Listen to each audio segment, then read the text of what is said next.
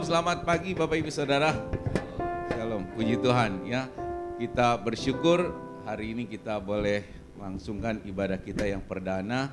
Dan tentu tadi saudara sudah saling bertemu, mungkin melepas kangen satu dengan yang lain ya. Puji Tuhan.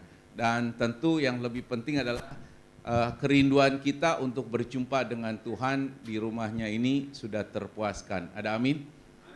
Dan saya percaya saudara sudah mengalami perjumpaan dengan Tuhan lewat pujian yang kita naikkan. Amin. Ya, tadi saya begitu menikmati hadirat Tuhan. Ya, dan kita tentu akan mengalami lagi lebih dalam untuk berjumpa dengan Tuhan lewat kebenaran firman Tuhan yang akan kita dengar pada pagi hari ini. Bapak Ibu Saudara yang dikasihi oleh Tuhan, sebelum itu mari kita satukan hati, kita berdoa terlebih dahulu. Bapak, sekali lagi kami bersyukur untuk pagi hari ini kami sudah memuji memuliakan nama Tuhan, dan kini waktunya kami akan mendengarkan kebenaran firman-Mu. Biarlah kiranya kuasa Roh Kudus yang menguasai hati kami semua dan mengajarkan kami, menegur kami, mengingatkan kami akan lewat firman Tuhan yang akan kami dengar. Urapi hamba-Mu yang tidak ada apa-apanya ini, biar dari mulut hamba hanya keluar kebenaran firman Tuhan saja. Terpujilah Engkau, kami siap mendengar firman Tuhan di dalam nama Tuhan Yesus. Haleluya, amin. Baik Bapak Ibu Saudara yang dikasihi Tuhan, mari kita buka firman Tuhan dari kitab Roma pasal yang keempat. Ya, tidak akan ditampilkan di situ, tapi Bapak Ibu Saudara silakan buka di dalam Alkitabnya. Roma pasal yang keempat, kita akan membaca ayat 1 sampai yang ke-8 Saudara. Ya, Roma 4 ayat 1 sampai ke-8. Kalau sudah ketemu boleh katakan amin. Oh, belum ketemu. Oke. Ya, Roma pasal yang keempat ayat 1 sampai yang ke-8. Kita akan baca secara bergantian ya, Bapak Ibu Saudara. Saya akan baca yang ayat pertama, saudara ayat kedua, dan demikian seterusnya bergantian. Sekali lagi kalau sudah siap katakan amin. Amin. Baik. Roma 4 ayat 1 sampai ke-8, demikian firman Tuhan dalam perikop Abraham dibenarkan karena iman. Jadi apakah akan kita katakan tentang Abraham, bapa leluhur jasmani kita?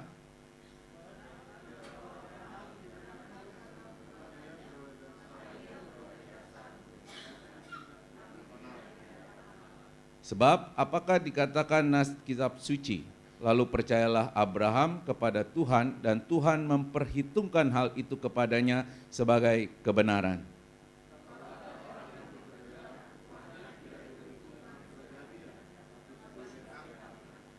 Tetapi kalau ada orang yang tidak bekerja namun percaya kepada Dia yang membenarkan orang durhaka, imannya diperhitungkan menjadi kebenaran.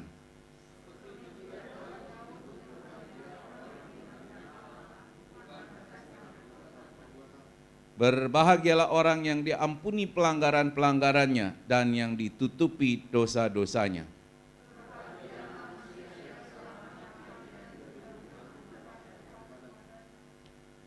Demikian firman Tuhan. Bapak Ibu Saudara yang berbahagia ialah kita yang selalu membaca firman Tuhan, merenungkannya siang dan malam, dan terlebih lagi menjadi pelaku-pelaku firman Tuhan. Haleluya. Nah, Bapak Ibu Saudara, perikop yang kita baca ini, kalau kita mau membacanya sampai ayat yang ke-25 sampai ayat yang terakhir, maka saudara akan bisa memahami bahwa di dalam perikop ini Rasul Paulus itu berusaha untuk membuktikan pernyataannya yang ditulis di dalam pasal sebelumnya, yaitu Roma pasal 3 ayat ke-28. Next. Ya, saudara bisa baca, nanti kita baca bersama-sama. Dikatakan begini di dalam Roma pasal 3 ayat yang ke-28. Karena kami yakin bahwa manusia dibenarkan karena iman dan bukan karena ia melakukan hukum Taurat. Dan lebih jelasnya Rasul Paulus saudara memaparkan atau menguraikan pernyataannya itu di dalam Galatia 2 ayat yang ke-16 ya. Galatia 2 ayat yang ke-16 dikatakan begini. Kamu tahu bahwa tidak seorang pun yang dibenarkan oleh karena melakukan hukum Taurat, tetapi hanya oleh karena iman di dalam Kristus Yesus. Sebab itu kami pun telah percaya kepada Kristus Yesus, supaya kami dibenarkan oleh karena iman di dalam Kristus dan bukan oleh karena melakukan hukum Taurat. Sebab tidak ada seorang pun yang dibenarkan oleh karena melakukan hukum Taurat.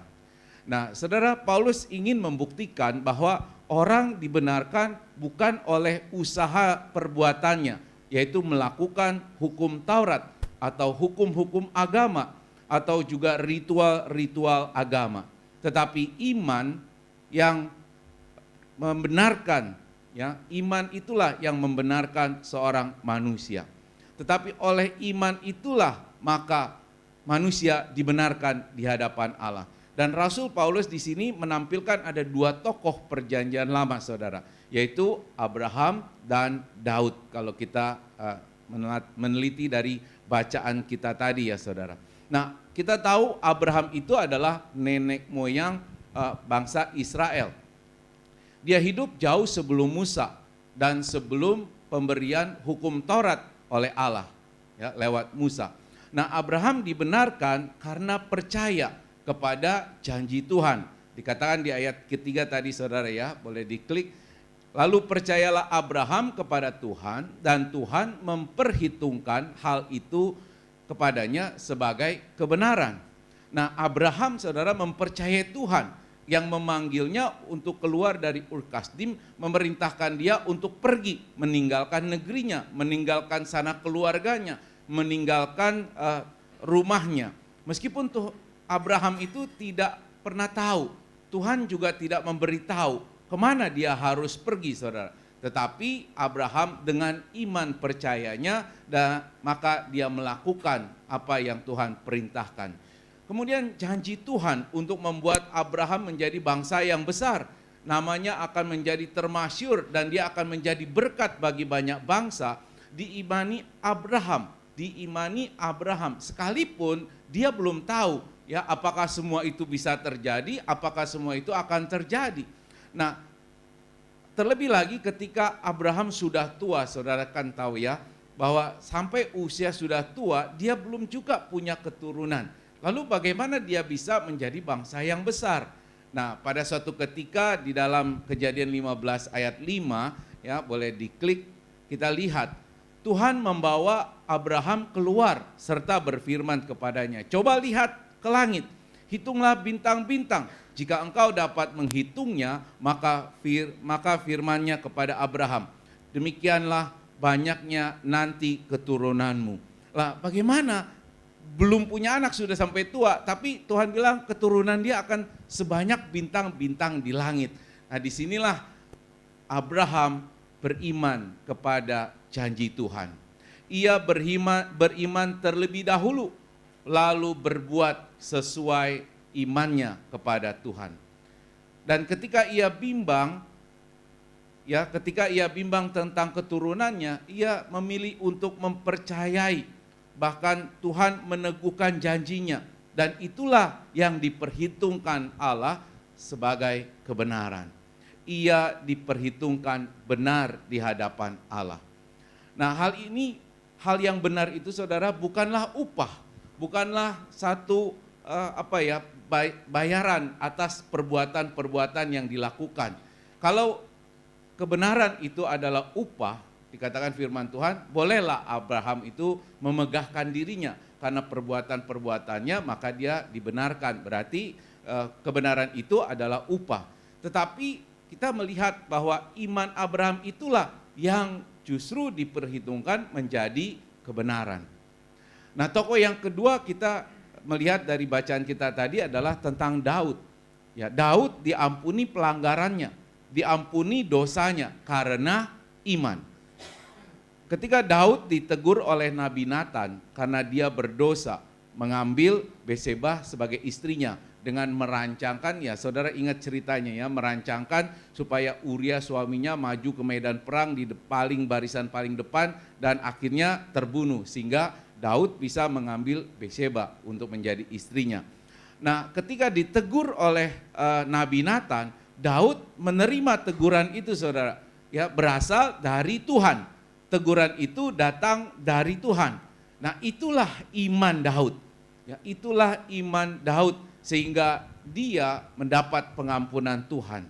Nah, pengalaman imannya itu dibagikan sebagai pengajaran iman bagi umat Tuhan, juga bagi kita semua, ya. Seperti tertulis tadi di ayat 7 dan ke-8 yang sebenarnya Rasul Paulus itu mengutipnya dari Mazmur 32 ayat 1 sampai yang kedua. Kita baca sama-sama Saudara. Next. Ya, kita baca sama-sama. 2, 3 mulai. Berbahagialah orang yang diampuni pelanggaran-pelanggarannya dan yang ditutupi dosa-dosanya. Berbahagialah manusia yang kesalahannya tidak diperhitungkan Tuhan kepadanya. Jadi prinsip Injil, yakni dibenarkan oleh iman, telah dinikmati oleh kedua tokoh tadi, yaitu dinikmati oleh Abraham dan Daud. Nah, Rasul Paulus, saudara, ingin menekankan sekali lagi, menjelaskan bahwa kita dibenarkan oleh iman. Iman Abraham mendahului sunat. Ya, nanti saudara baca dijelaskan. Ya, terlebih pada waktu Abraham itu belum ada diturunkan hukum Taurat, belum ada yang mengharuskan untuk sunat. Tetapi dasar iman Abraham itulah maka dia menerima sunat. Jadi karena dia beriman, dia disunat. Dan sunat itu bukanlah untuk membenarkan dia, tetapi sebagai satu metrai, sebagai satu lambang bahwa dia beriman kepada Allah. Nah, saudara, Abraham kemudian kan kita tahu disebut sebagai bapak orang beriman, ya, bukan bapak orang bersunat. Jadi kita manusia, ya, bersunat atau tidak bersunat tetap bisa dibenarkan oleh Allah. Nah, inilah satu berita yang penuh sukacita bahwa kita bisa dibenarkan di hadapan Allah. Tetapi kita tahu bahwa kita ini manusia berdosa, ya, manusia yang hidup di dalam dosa. Bagaimana kita yang berdosa ini dapat menjalin hubungan yang benar, yang baik dengan Allah? Bila dosa adalah pelanggaran hukum Allah dan bukti pemberontakan kita terhadap Allah, bagaimana mungkin Allah yang kudus, Allah yang suci itu dapat menerima kita, manusia yang berdosa ini, kembali kepadanya ataupun menyatu dengan dia atau membina hubungan dengan dia? Bukankah di dalam Roma 1 ayat 18, next, ya, firman Tuhan katakan, sebab murka Allah nyata dari surga dan segala kefasikan dan kelaliman manusia yang menindas kebenaran dengan kelaliman. Jadi Tuhan murka dengan kelaliman manusia. Tuhan murka dengan dosa-dosa manusia. Jika Allah yang suci kemudian menerima manusia yang berdosa itu, berarti dia berkompromi, saudara, dengan kekudusannya. Ya, dan dia bertoleransi dengan dosa. Maka kalau itu dilakukan Allah, maka dia bukan lagi Allah yang suci. Dia bukan lagi Allah yang kudus. Nah, bagaimana lalu agar Allah itu dapat menerima manusia yang berdosa?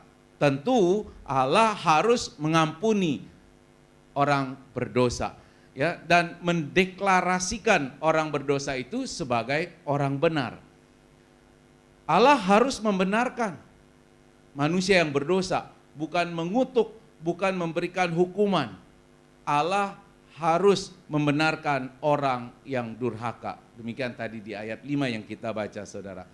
Nah, Allah membenarkan bukan berarti Allah itu menghapus dosa manusia begitu saja, saudara. Bukan, ya. Kalau kita bicara di dalam ranah hukum, sedikit menyimpang sih, saudara. Next, kalau kita bicara di ranah hukum, kalau seseorang yang membuat kesalahan, kemudian dia dijatuhi hukuman, dia dikatakan disebut sebagai seorang yang terpidana. Karena dia sudah berdosa, karena dia sudah melakukan kesalahan. Nah, di dalam ranah hukum ada dikenal beberapa istilah. Yang pertama ada istilah grasi, yaitu pengampunan berupa perubahan atau peringanan atau pengurangan atau penghapusan pelaksanaan pidana yang dijatuhkan kepada orang itu. Ada juga istilah abolisi yang dapat diartikan sebagai penghapusan proses hukum seseorang yang sedang menjalani hukuman atau sedang proses hukumnya berjalan. Ada yang ketiga, amnesti, yang dapat diartikan sebagai pengampunan atau penghapusan hukuman-hukuman. Nah, Bapak Ibu Saudara, kita harus mengimani bahwa Allah tidak memberikan orang berdosa amnesti ataupun abolisi ataupun grasi. Allah tidak memberikan itu, saudara. Allah tetap mengingat akan dosa-dosa kita. Dia bukan Allah yang mengalami amnesti, lupa ingatan, tidak ya. Tetapi Allah membenarkan orang berdosa tanpa melanggar keadilannya sendiri. Nah, bagaimana caranya? Nah, inilah basis pembenaran Allah adalah melalui kehidupan Tuhan Yesus Kristus yang sempurna, yang telah mengorbankan dirinya di atas kayu salib. Orang berdosa yang beriman kepada Kristus tidak lagi dianggap orang berdosa. Ada amin? Amin? Wah, kurang yakin aminnya ya. Kali lagi ya, orang berdosa yang beriman kepada Kristus tidak lagi dianggap orang berdosa. Ya, kenapa alasannya? Yang pertama, saudara, karena kesempurnaan Kristus di dalam mentaati hukum-hukum Allah yang telah dikerjakannya itu ditransfer kepada kita, ya, diberikan kepada kita. Sehingga di mata Allah kita itu seakan-akan tidak pernah berbuat dosa. Kenapa demikian? Karena Allah melihat Kristus yang hidup di dalam kita dan kita hidup di dalam Kristus. Sehingga kita ini dipandang benar, dibenarkan karena kita ada di dalam Kristus. Rasul Paulus dengan gamblang meringkas hal ini, saudara, dengan baik sekali di dalam Roma pasal yang kelima ayat 18 sampai yang ke-19. Next, saya bacakan buat saudara, perhatikan baik-baik. Sebab itu sama seperti oleh satu pelanggaran semua orang beroleh penghukuman. Demikian pula oleh satu perbuatan kebenaran semua orang beroleh pembenaran untuk hidup. Jadi bicara satu orang yang membuat orang jadi mendapat penghukuman itu bicara tentang Adam dan Hawa yang jatuh dalam dosa. Satu orang yang karena ketaatannya, perbuatan kebenarannya sehingga semua orang hidup dalam kebenaran. Itu cerita tentang Tuhan Yesus Kristus. Jadi sama seperti oleh ketidaktaatan satu orang, semua orang telah menjadi orang berdosa, ini Adam dan Hawa. Demikian pula oleh ketaatan satu orang, semua orang menjadi orang benar. Jadi karena Kristuslah kita menjadi orang benar. Amin, saudara. Ya, karena ketaatan Kristus, maka kita yang beriman kepada Kristus menjadi orang benar di hadapan Allah. Haleluya. Ya. Nah, yang kedua, saudara, kenapa kita dibenarkan oleh Allah? Karena Allah menerima kematian Kristus itu sebagai penebusan dosa-dosa manusia. Allah itu adil dan harus menghukum dosa. Dosa manusia, dosa saudara dan saya harus ada hukumannya. Tetapi itu semua ditanggungkan kepada Kristus. Sekali lagi, semua itu ditanggungkan kepada Kristus. Di dalam 2 Korintus pasal 5 ayat ke-21, ya saya ingin saudara baca di dalam versi mudah dibaca dikatakan begini. Kristus yang tidak berdosa, tetapi Allah membuatnya menjadi dosa. Ia melakukan itu untuk kita, sehingga dalam Kristus kita dapat benar di hadapan Allah. Jadi karena pengorbanan Kristus itu adalah tanggungan atas dosa kita, dosa saudara dan saya, dosa semua manusia. Ya, kalau kita lihat ini menjadi fakta, saudara, fakta betapa Injil itu berkaitan dengan pembenaran oleh iman. Bahwa Kristus yang adalah Mesias juru selamat kita itu telah menerima dosa kita dan kita menerima kebenarannya. Kristus menerima kutukan kita dan kita menerima berkat-berkatnya. Kristus menerima konsekuensi pelanggaran kita terhadap hukum Allah dan kita menerima pahala ketaatannya terhadap hukum Allah. Nah, ini adalah fakta Injil, Bapak Ibu Saudara. Dan tentu itu semua adalah rancangan Allah sendiri yang begitu mengasihi manusia Itu sebabnya Alkitab mengatakan di dalam 1 Korintus pasal yang pertama ayat ke-30 dalam versi mudah dibaca, next saya bacakan buat saudara. Allah lah yang menjadikan kamu bagian dari Kristus Yesus. Kristus telah menjadi hikmat bagi kita oleh Allah. Kristuslah yang membuat kita benar di hadapan Allah dan menyucikan kita serta membebaskan kita dari dosa. Haleluya. Ya, ini adalah kabar baik. Ini adalah berita Injil yang harus kita sambut dengan sukacita, bahwa kita dibenarkan di hadapan Allah karena Kristus. Jadi iman kita kepada Kristus, saudara, membuat kita itu benar di hadapan Allah. Dan karena kebenaran Kristus itu telah ditransfer dan Kristus sudah menanggung semua hukuman atas dosa-dosa kita. Sehingga dengan demikian sekali lagi kita dibenarkan di hadapan Allah. Namun setelah kita dibenarkan di hadapan Allah, apakah kemudian kita mendadak jadi orang yang suci? Menjadi orang yang kudus sama sekali? Tentu tidak, ya, tentu tidak. Karena kita tahu bahwa kita masih sama.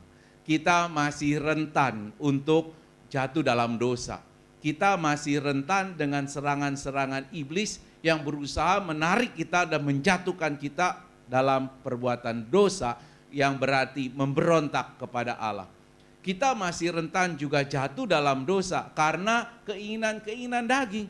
Karena kita ini masih ada di dalam tubuh yang fana ini, saudara.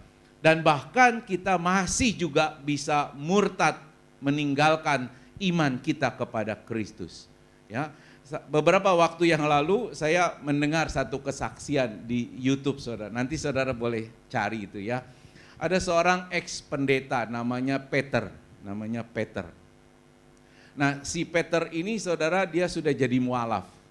Dalam satu pengakuannya atau kita sebutnya kesaksian lah ya, di depan jemaat-jemaat, di depan guru besarnya, katanya dia bilang begini, waktu saya jadi pendeta, waktu saya jadi orang Kristen, saya itu tidak takut untuk berbuat dosa. Oh, haleluya. Ya, haleluya. Saya tidak takut untuk berbuat dosa. Wah, saya pikir wah berarti ini orang luar biasa gitu ya. Berarti tiap hari dia senang berbuat dosa ya. Karena dia tidak takut berbuat dosa. Nah, baru dengar itu aja saya sudah merasakan ini ada yang aneh nih, ada yang salah nih ya. Bukankah seharusnya ketika kita sudah dibenarkan di hadapan Allah, justru kita menghindar untuk berbuat dosa? Ada amin, saudara? Ada amin ya? Tapi jangan-jangan saudara kayak Peter juga nih ya. Mendapat pengajaran bahwa kita sudah diampuni dosanya sekarang dan selama-lamanya. Kemarin, hari ini, dan esok. Jadi mari kita berbuat dosa. Kan ada yang mengajarkan begitu. Ya. Nah, saudara, Peter tidak takut berbuat dosa.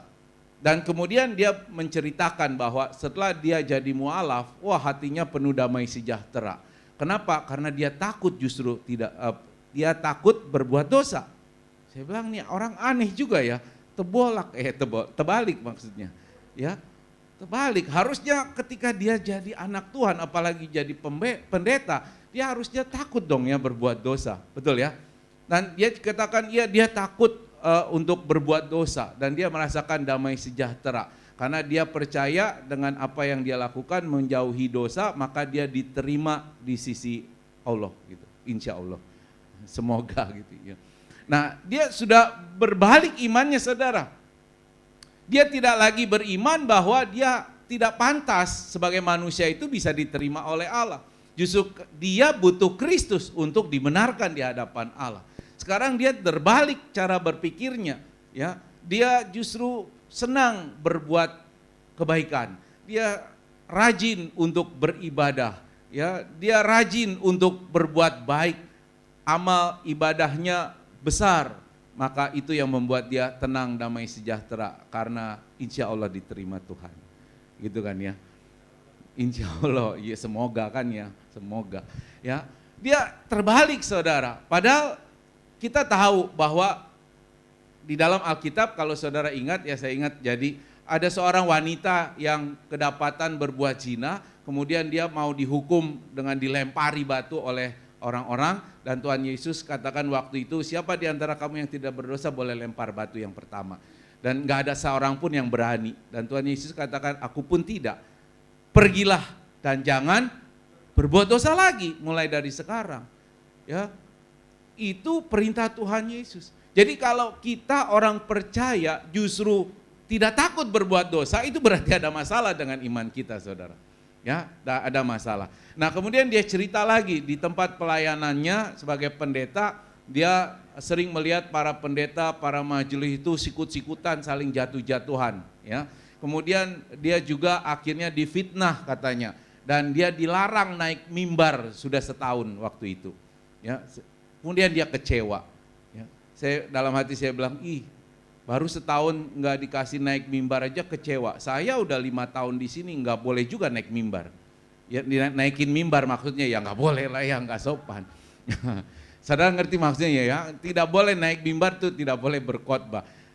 Terus dalam hati saya, kan kamu harusnya introspeksi diri dong. Tadi bilang nggak takut berbuat dosa. Mungkin ada banyak orang, ada banyak jemaat, majelis yang melihat kamu berbuat dosa. Makanya kamu sedang di dalam penggembalaan, sehingga dilarang naik mimbar. Harusnya sadar diri dong, tapi malah kecewa. Wah, dia cerita lagi banyak lebar. Tapi ujung-ujungnya saudara akhirnya terkuak. Ya, rupanya sejak itu dia mulai ketemu seorang yang berhijab, wanita berhijab. Dan akhirnya menikahlah mereka. Dan akhirnya ya istrinya minta dia jadi mualaf. Ya ujung-ujungnya perempuan juga gitu kan ya. Ya perempuan juga, tapi bolak-balik mendiskreditkan imannya lah kita bilang ya. Dia meninggalkan iman Kristennya, dia meninggalkan iman kepada Kristus. Nah, kalau orang sudah meninggalkan imannya kepada Kristus dan tidak lagi hidup di dalam Kristus, saya mau tegaskan kepada saudara, firman Tuhan katakan kita tidak dapat dibenarkan di hadapan Allah. Amin. Ya, ketika kita meninggalkan iman kita kepada Kristus, maka kita tidak dapat dibenarkan di hadapan Allah. Karena Kristus sajalah maka kita dibenarkan di hadapan Allah. Ya, hanya karena Kristus yang sudah menanggung dosa-dosa kita, maka kita dianggap benar di hadapan Allah. Nah, oleh karena itulah kalau kita yang sudah dibenarkan di dalam Kristus di hadapan Allah, tentu kita harus hidup dalam kebenaran. Enggak diaminkan. Kalau kita sudah dibenarkan oleh Kristus, maka kita harusnya hidup di dalam kebenaran. 1 Petrus pasal 2 ayat ke-24 firman Tuhan dalam versi mudah dibaca katakan begini.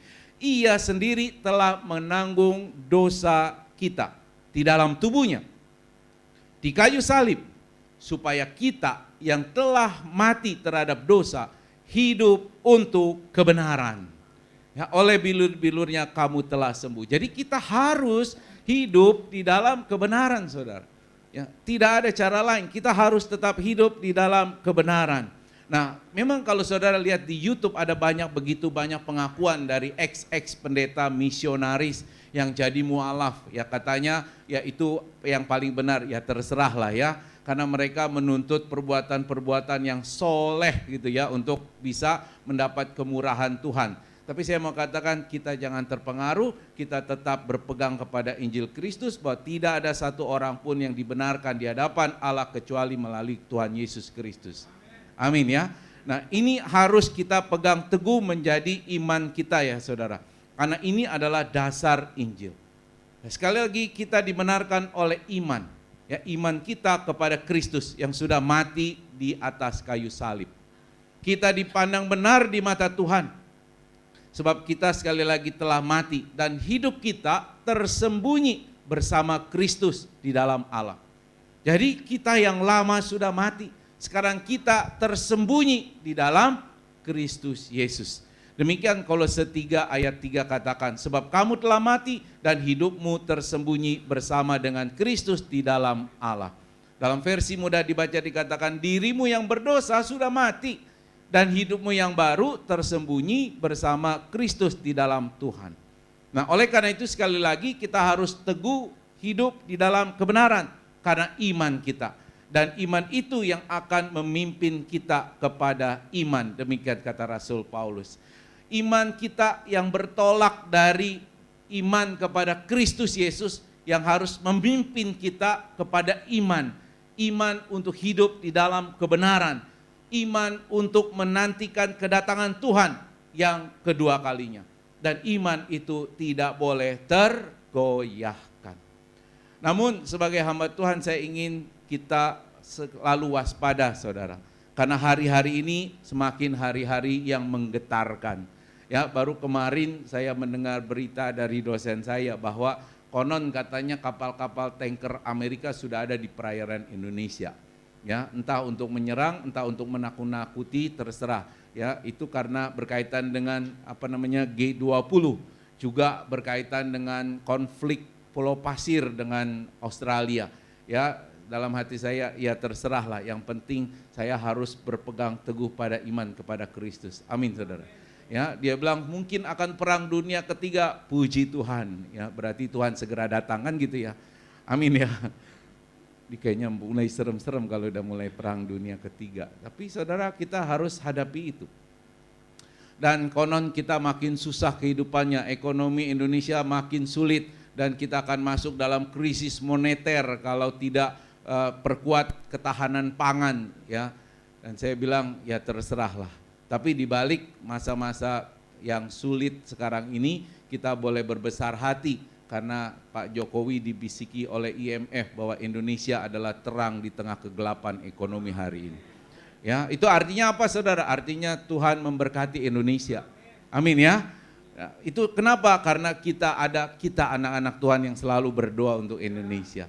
Ya. Nah, Bapak Ibu Saudara yang dikasihi Tuhan, dengan iman yang semakin teguh, kita harus mampu melawan dosa. Sehingga semakin lama kita mengikut Tuhan, harusnya kita tuh semakin berkurang untuk berbuat dosa. Ini yang perenungan harus kita betul-betul sungguh-sungguh renungkan ya saudara. Karena kita masih rentan untuk jatuh ke dalam dosa. Kita masih suka tertarik ke dalam perbuatan-perbuatan dosa. Saudara harus tetap selalu ingat bahwa kita dibenarkan oleh Allah. Dan Allah memandang kita sebagai orang yang benar. Kenapa? Sekali lagi karena Allah memandang Kristus yang ada di dalam diri kita dan kita ada di dalam Kristus. Dan apapun, siapapun, kapanpun itu tidak akan merubah status kita di hadapan Allah sebagai orang-orang yang dibenarkan. Ya, karena Roma 8 ayat 38 sampai 39 berkata, sebab aku yakin bahwa baik maut maupun hidup, baik malaikat-malaikat maupun pemerintah-pemerintah, baik yang ada sekarang maupun yang akan datang, atau kuasa-kuasa, baik yang ada di atas maupun yang ada di bawah, atau sesuatu makhluk lain, tidak akan dapat memisahkan kita dari kasih Allah yang ada di dalam Kristus Yesus Tuhan kita. Haleluya. Jadi berapapun sulitnya ekonomi yang kita hadapi, kita tetap di dalam Tuhan. Amin. Ya, berapapun penderitaan yang kita alami, kita harus tetap di dalam Tuhan. Amin ya saudara. Supaya kita tetap dibenarkan di hadapan Tuhan. Nah, inilah modal bagi kita untuk senantiasa datang kepada Tuhan. Ketika kita jatuh ke dalam dosa. Ya. Sekali lagi, kita tetap bisa jatuh ke dalam dosa, tapi jangan senang berbuat dosa. Ketika kita jatuh dalam dosa, maka datang kepada Tuhan. Ya, minta pengampunan, kita bertobat sehingga kita boleh mendapatkan pengampunan karena Tuhan selalu membukakan pintu pengampunan kepada kita yang sungguh-sungguh mau mengakui kesalahan kita. Ya, kita harus menjalani hidup kita dalam kekudusan senantiasa saudara. Ya, tapi kadang-kadang memang sulit ya, sulit. Di tempat saya melayani sekarang ini, kita setiap pagi renungan pagi saudara. Ya, tidak banyak jumlahnya, hanya kurang dari 10. Nah, ada satu ibu yang bercerita, dia waktu sering-sering dikatakan begini, karena tiap pagi ikut renungan doa bersama, suka-suka disindirin, awas-awas orang suci lagi lewat gitu. Ya. Terus ya ibu itu tidak bergeming, dicuekin aja. Ya, ada juga yang ngomong-ngomong, wah ini hati-hati, ya ini orang lagi cari muka supaya atasannya senang sama dia, katanya rohani banget. Ya, ada lagi yang ngomongin juga ya, wah ini orang kurang kerjaan, makanya tiap pagi renungan berdoa. Saudara, kita akan banyak dicemooh ketika kita berusaha hidup di dalam kekudusan. Tapi saya mau tegaskan kepada kita, itulah tanggung jawab kita yang sudah dibenarkan di hadapan Allah. Amin. Justru kita harus semakin hari makin hidup kudus. Memang tidak akan sempurna, Itu sebabnya kita membutuhkan pertolongan Roh Kudus yang akan menolong dan menguatkan kita semua. Amin saudara. Nah, pertanyaan refleksi pada pagi hari ini menutup khotbah saya sebelum kita menerima perjamuan yang sudah disediakan bagi kita pada pagi hari ini. Next. Apakah saudara semakin lama mengikut Tuhan Yesus, semakin keras berjuang melawan dosa? Boleh next. Itu pertanyaan pertama saudara. Coba kita renungkan. Apakah kita malah seperti Peter yang makin lama ikut Tuhan makin tidak takut berbuat dosa? Atau kita makin mudah tertarik untuk perbuatan dosa? Atau kita semakin berusaha keras berjuang melawan dosa? Next. Yang kedua, apakah semakin lama mengikut Yesus, dosa itu semakin kehilangan daya tariknya karena saudara semakin tertarik kepada Kristus? Atau justru saudara makin mulai tidak lagi tertarik dengan Kristus, malah lebih tertarik sekarang dengan kehidupan duniawi, lebih sibuk dengan kehidupan dunia daripada kehidupan bersama Kristus? Next, yang ketiga, apakah saudara semakin hidup dalam kebenaran dan berani untuk bertobat dan memohon pengampunan dari Tuhan? Ataukah saudara justru malah semakin menjauh karena saudara tahu saudara adalah orang berdosa yang berbuat dosa? Kita harus renungkan ini saudara, untuk kita bisa menjadi anak-anak Tuhan yang tetap taat dan setia sampai akhirnya. Maka hiduplah dalam kebenaran. Sebagai penutup saya ingin membacakan dari Efesus pasal 2 ayat 8 sampai yang ke-10 sebagai ringkasan khotbah kita pagi hari ini dari versi Alkitab Firman Allah yang hidup. Karena kemurahannya saudara diselamatkan karena iman kepada Kristus. Bahkan iman itu pun bukan dari saudara sendiri, melainkan juga merupakan suatu karunia dari Allah. Keselamatan bukanlah upah perbuatan baik yang kita lakukan, sehingga tidak seorang pun di antara kita dapat menyombongkannya. Allah sendirilah yang menjadikan keadaan kita seperti sekarang ini dan memberi kepada kita hidup baru dari Kristus Yesus. Sejak dahulu sudah direncanakannya agar hidup ini kita pakai untuk melakukan perbuatan yang baik. Jadi mari kita yang sudah dibenarkan di hadapan Allah, kita komitmen untuk tetap hidup di dalam kebenaran. Mari kita tundukkan kepala. Pemusik. Kita hening sejenak saudara, kita renungkan sekali lagi 3 pertanyaan refleksi. Apakah saudara semakin lama mengikut Yesus semakin keras berjuang melawan dosa? Apakah saudara semakin lama mengikut Yesus, dosa semakin kehilangan daya tariknya karena saudara semakin tertarik kepada Kristus? Apakah saudara semakin hidup dalam kebenaran dan berani untuk bertobat dan memohon pengampunan dari Tuhan? Saya beri waktu saudara untuk melakukan pengakuan pribadi di hadapan Tuhan. Jika lewat kebenaran firman Tuhan saat ini Tuhan menegur saudara